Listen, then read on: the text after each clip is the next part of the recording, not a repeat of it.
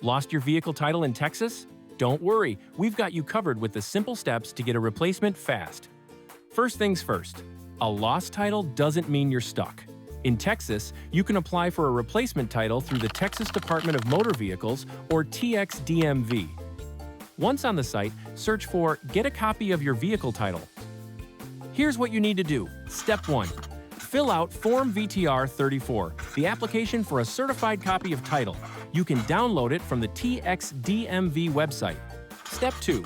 Gather proof of identity, like your driver's license, and proof of ownership if needed. Step 3. If your vehicle has a lien, you'll need a lien holder's signature or a release of lien.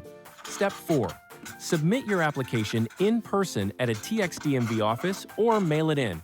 Don't forget the $5.45 fee for a certified copy. That's it. In just a few steps, you'll have your replacement title and be back on track. If you have any questions, contact us at signatureconsignment.com or give us a call.